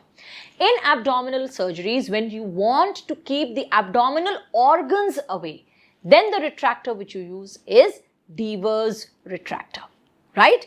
Now, when you are using a Devers retractor, you always have to put a swab here and then you have to put the Devers retractor. Otherwise, that can lead to a little bit of trauma or injury as well, right? Now, all these retractors which I had shown you, they were non-self-retaining. In other words, the assistant will have to hold the retractor. But suppose you are doing very long surgeries. For example, you are doing Wertheim's hysterectomy and the number of assistants are also few. In that case, you can use a self-retaining retractor which is called as Balfour's self-retaining abdominal retractor. This is how they can ask you in the image. They can show you a retractor like this and they can ask you identify this instrument. This instrument is a self-retaining abdominal retractor which is a Balfour's self-retaining abdominal retractor. Now, how do you identify a Balfour's self-retaining abdominal retractor? I don't have a Balfour's self-retaining abdominal retractor. In the image, you will see that there is a transverse bar and to this transverse bar, blades are attached, right? One of the blade is always fixed. The other blade is a sliding blade. So, on one end, you will have a fixed blade. On the other end, the blade will be sliding, right? And in the middle, the blade which will be there will resemble a Doyen's retractor, right? So, this is a Balfour's self-retaining abdominal wall retractor. Clear? All these retractors which I told you, they were to retract the abdominal organs. Now, as I said that a retractor is also used to retract the tissues. While you are stitching the rectus sheath, you might want to put a retractor so that you can easily, stitch the rectus sheath. In that case, the retractor which you use is a Zerny's retractor. A Zerny's retractor is a Z-shaped instrument. It's Z-shaped. On one side, you will have two prongs and on the other side, you will have a solid blade. Right? So, it's a Z-shaped instrument and this is Z for Zerny, Z for Z, right? So, this is a Zerny's retractor which is used to retract the skin or the tissues, right? So, these are the retractors which I wanted to tell you. Now, the next instrument which we should talk about is the needle holder. Very easy to identify instrument because in this instrument you can see the blade is very small in comparison to the handle. I don't have a needle holder. You will have to see the image and you will have to, understand from this image. So, the blade is very small in comparison to the handle. That's one thing. Number two is when you will open the blade, you will see that it has many crisscross serrations. Nowhere have I talked about crisscross serrations. In a needle holder, you get a crisscross serrations, and on both the sides, on both the blades, there will be crisscross serrations, and on one side, there will be an eye present or a groove present, right? An eye or a groove will be present. This eye or groove is present so that to prevent the straightening of the needle, right? So when you are holding the needle so that the needle doesn't straighten, that is why this groove or an eye is present on one side. Otherwise, both the sides, yes, crisscross serrations are present. Now, your Viva question could be that what is the ratio between the blade and the handle in a needle holder? The ratio between blade and handle is 1:4, right? The handle is very long. It is 4 times long than the blade. Number 2 question could be, how do you correctly hold the needle in a needle holder? Just show it to me, the examiner can say. So, in that case, remember, always you should hold the needle in such a manner that the needle holder should come at the junction of anterior 2/3 and posterior 1/3. So you have to place the needle holder at the junction of anterior 2/3 and posterior 1/3, right? So this is a needle holder. Now let's talk about scissors. In scissors, we have a Mayo scissor and a Metzenbaum scissor. A Mayo scissor is the normal, usual cutting scissor or the surgeon's scissor which you say. It is heavy and it is stout. So, a heavy, stout, short scissor is a Mayo scissor. Since a Mayo scissor is a heavy scissor, it is used to cut tough structures. Right? So, tough structures like, if you have to cut an aponeurosis or a ligament or rectus sheath or any sheath if you have to cut, then you are going to use a Mayo scissors. Mayo scissors should never be used for dissection, right? It is a short, heavy, stout scissors, right? Now, Metzenbaum scissor is a scissor which is very light and it has a very long handle. That is how you're going to identify it. Always scissors and forceps can be identified on the basis that scissors will never have a lock, right? Forceps will have a lock, right? Now, how do you identify Metzenbaum scissor and a Mayo scissor? A Metzenbaum scissor will be a very light scissor and it will have a long handle. A long handle. That is how you identify a Metzenbaum scissor, and its tips will be pointed, right? A Mayo scissor can be a straight scissor also, it can be a curved scissor also. But a Metzenbaum scissor and a Mayo scissor, basically you can identify on the basis of, the length of the scissors and the heaviness of the scissors. Metzenbaum scissor is a very light and a long scissor, whereas Mayo scissor is a heavy and a stout scissor. Metzenbaum scissor is the scissor which is used for all fine dissections, and if you have to cut peritoneum, for delicate structures you are going to use Metzenbaum scissors like peritoneum, or if you have to do fine dissections, or if you have to cut, surgeons, if they have to cut the bladder or the bowel, then they use a Metzenbaum scissors, right? Now the examiner might ask you that between Mayo and Metzenbaum scissors, tell me, which scissor are you going to use for episiotomy? The cleverest answer would be that, sir, I'm not going to use any of these scissors for episiotomy. I am going to use the episiotomy scissors to give episiotomy. This is the episiotomy scissors. Now, as you can see in the episiotomy scissors, there is an angle present here. This is the only scissors which you will see angle present, right? Then you look at the blades. Both the blades, they have blunt ends, right? They are not pointed, but one of them is narrow and a little sharp blade than the other end, which is the other blade, which is broad and a little more blunt, right? So this is an episiotomy scissors.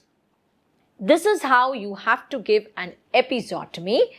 The long pointed end is going to rest on the vulva and you are going to give the episiotomy. Now, when they ask give you this episiotomy scissors in the hand, a number of questions can be asked. For example, the examiner can ask you that, where do you give episiotomy in all patients? You are going to say no, not in all females who are having vaginal delivery we give episiotomy. Episiotomy should be given only when it is needed. So what are the indications for giving episiotomy? Indications for giving episiotomy is when shoulder dystocia has occurred, or when there is a macrosomic baby, or when there is after coming head of breech, right? Or if there is a face to pubes delivery, or if it is a rigid perineum, like in case of primigravida females, and you anticipate that a perineal tear may happen, right? The next question which the examiner might ask you is, okay, tell me, what is the best method to prevent a perineal tear? Should you give episiotomy to prevent perineal tears? Is it recommended by WHO? You're going to say no sir, WHO does not recommend giving routine episiotomy as a method to prevent perineal tear. WHO says that when you are delivering the head of the fetus, with your other hand you should support the perineum. Right? So supporting the perineum with your other hand while delivering the head of the fetus, that is the method which is recommended by WHO to prevent perineal tear. Next question could be that what is the most common episiotomy which is given? The most common episiotomy which is given is a right mediolateral episiotomy, and in stressed condition, a right mediolateral episiotomy, it makes an angle of 60 degrees. So it is made at an angle of 60 degrees, right? Then in AIIMS also, this question was asked this year in AIIMS June 2020. What are the structures which are cut during episiotomy? Now, for answer to this question, I want all of you to watch the AIIMS Recall June 2020 session, which has been uploaded on Marrow channel, and the entire discussion I have done there. What are the structures which are cut during episiotomy? Then a very important question could be related to the next scissor which I am going to show you. The next scissor which I am going to show you is this scissor, a very peculiar scissor. You cannot make a mistake in identifying this scissor. Very small scissor with a coin-like end, right? Rounded coin-like end. This is a cord, umbilical cord cutting scissors, right? It's an umbilical cord cutting scissors. Now, normally umbilical cord is very slippery because of the Wharton's jelly, which is the special connective tissue of the cord. So, if you try to cut umbilical cord with the normal scissors, then it gets slipped. So, we have the special scissors for cutting the umbilical cord, and that is a cord cutting scissor, umbilical cord cutting scissor. The moment you get this instrument in your hand, you know the questions which can be asked. What is delayed cord clamping? What is early cord clamping? What are the indications for early cord clamping? And what are the steps which are included in active management of third stage of labor? And I'm sure all of you know these questions by now. So these are the questions which can be asked when you get an umbilical cord cutting scissors, right? Then, so I have cut the cord. Now, once the cord is cut, you have to clamp the cord, right, from the baby's side. Now, in order to clamp the cord from the baby's side, we use disposable umbilical cord clamps. So this over here is a disposable umbilical cord clamp. Now, a very important question is that where are you going to apply this clamp? This clamp should be applied 3 to 4 centimeters away from the umbilicus, right? Then, over here, I have a cone-shaped instrument made up of aluminium. This is a Pinard fetoscope or a Pinard fetal stethoscope. This instrument was earlier used to hear fetal heart sounds. Now it is not used, but then in your vivas or as an image-based question, this can be shown. So this is a Pinard fetal stethoscope or a Pinard fetoscope, right? Now, the type of questions which you can get in Viva when you hold this instrument are, number one, they can ask you, where is the fetal heart sound located usually? So, suppose we have a baby here, the lie of the baby is longitudinal. Now, in longitudinal lie, which is the most common lie, the best place to hear fetal heart sound would be near the anterior shoulder, in the back near the anterior shoulder, right? So that is the place where you have to listen to the fetal heart sounds, except the exception is suppose the baby is in transverse lie. Now in transverse lie, the best place to hear the fetal heart sound would be near the chest, right? So that is the question which they can ask you. Next question which they can ask you is, what are all the Pinards what you have heard about?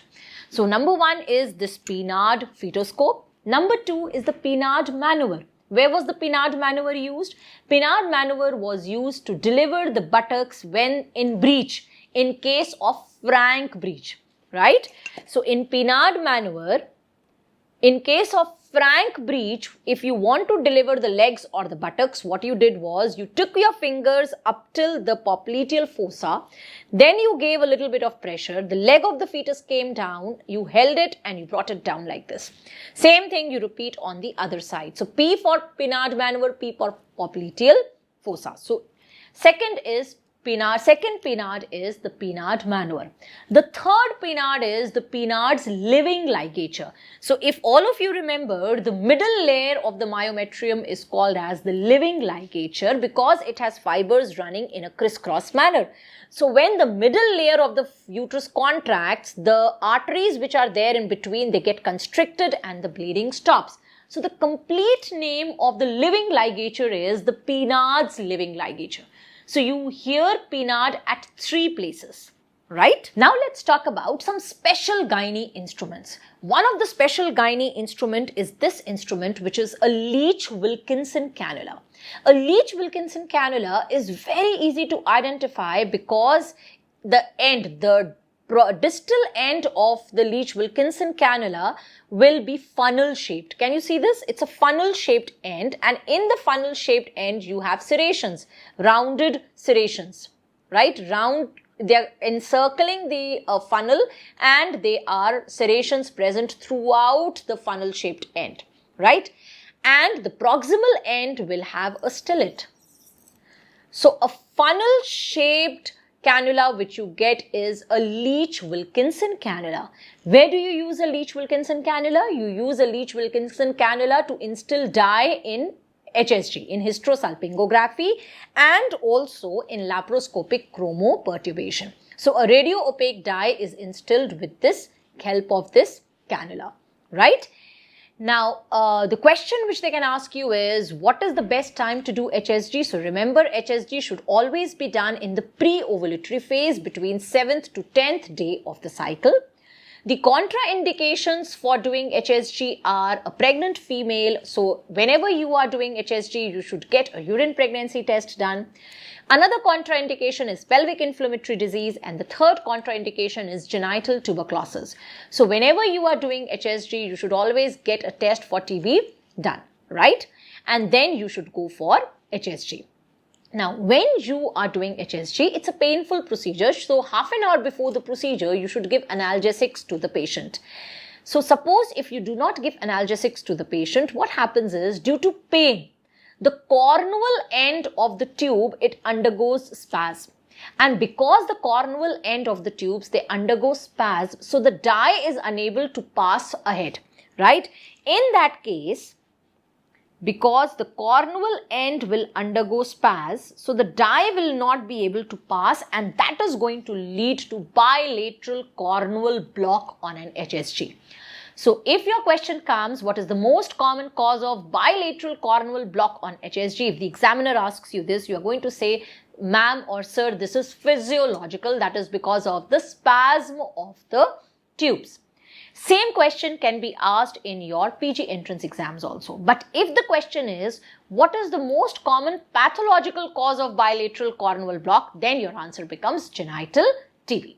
Clear? Then. Now, in case of HSG cannula, the Leach-Wilkinson cannula, you can see here that the tip was very broad, right? It's a funnel-shaped tip, but it's very broad.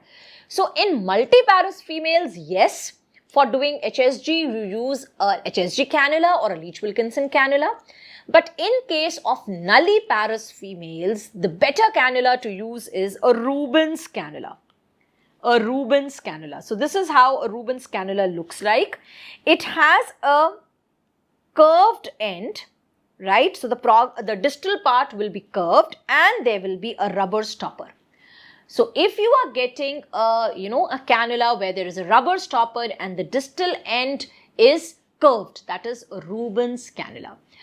So a Rubens cannula is used for doing HSG in a nulliparous female, and this HSG cannula or a Leach-Wilkinson cannula is used for doing HSG in a multiparous female. The advantage of Rubens cannula is that you can also use it to manipulate the uterus, so you can move the uterus with the Rubens cannula also, but you cannot do that with a Leach-Wilkinson cannula, right?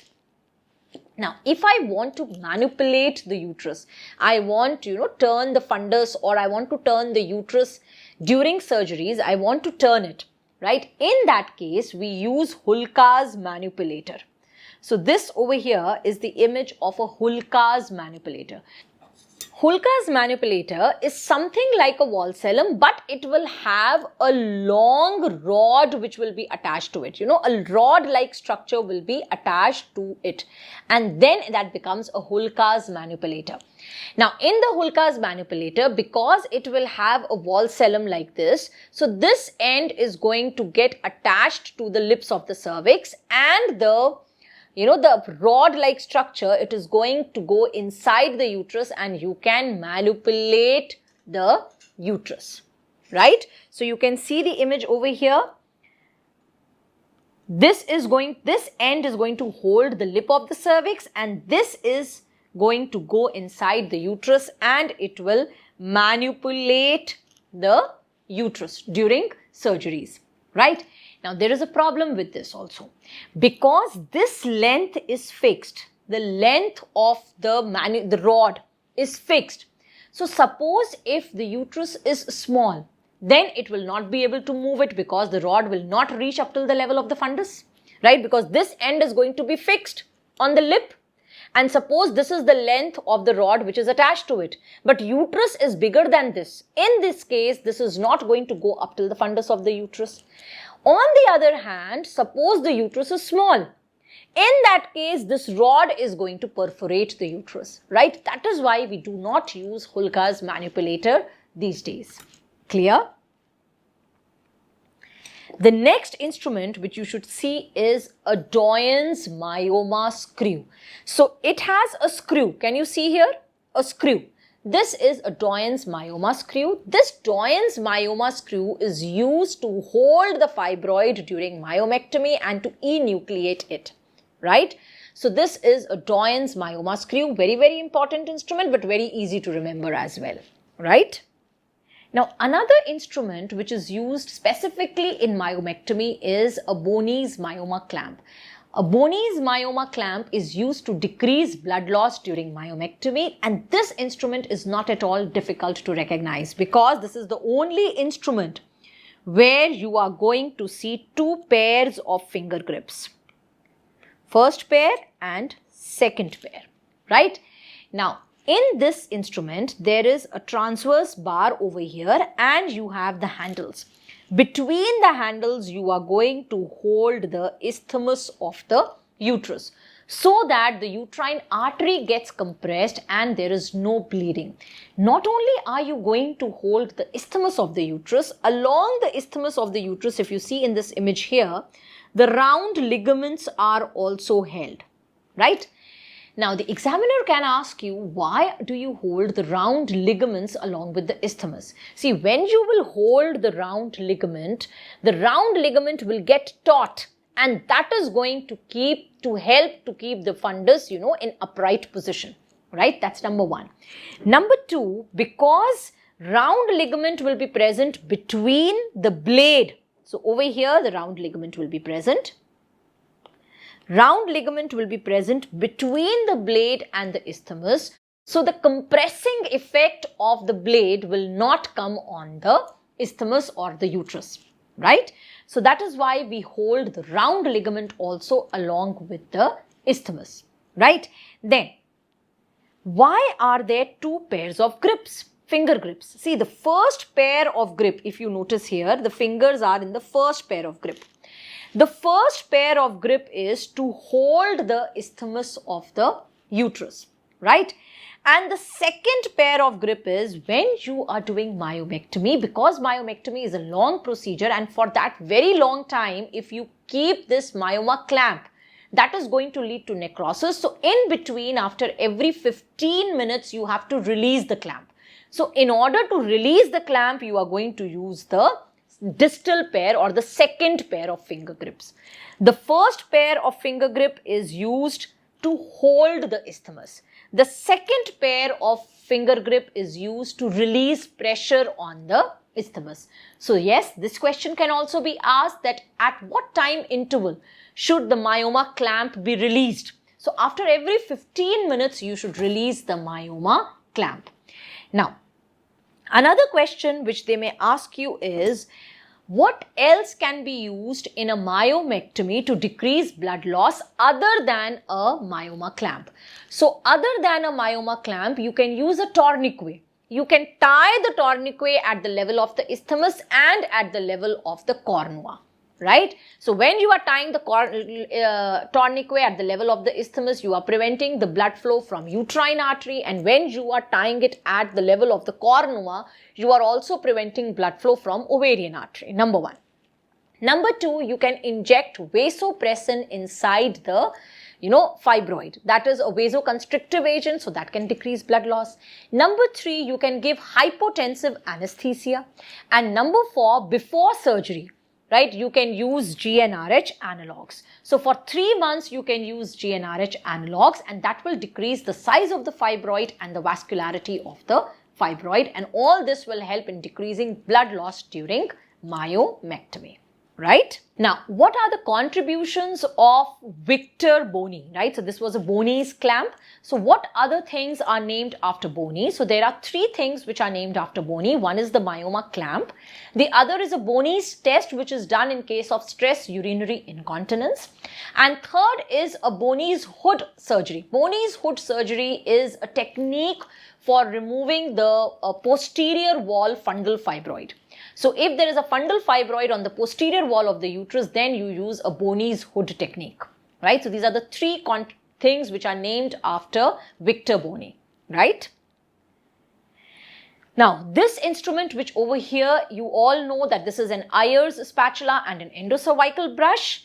Ayer's spatula, these days we use a plastic Ayer's spatula, but wooden Ayer's spatula is also available and is still being used in government setups. Now, in Ayer's spatula, the length of the spatula is 20 centimeters. It has a bifid end, and it is from this bifid end that you have to take a pap smear. Now, in this case, the longer limb of the bifid end, that is going to be on the external os, and this smaller bifid end, you are going to put it on the transformation zone, right? So the longer blade is going to be, slightly longer side is going to be put on the external os, and the smaller side, slightly smaller side will be on the transformation zone, and then you are going to rotate it through 360 degrees. When you are going to rotate it through 360 degrees, entire 360 degrees for 2 to 3 times, then the entire transformation zone would be covered, right?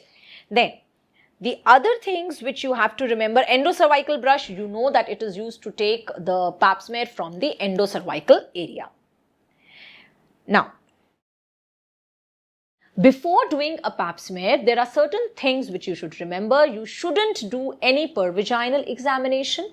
Then you should advise the patient not to use any lubricant before a pap smear. Number 3, when you have put the smear on a slide, you are not going to air dry the slide, right? Then the question can be on what time should pap smear be started and at what frequency should you do a pap smear. So that is the screening method. So all that, again, if you want to know anything and everything about pap smear, I have covered it in the AIMS recall session of June 2020.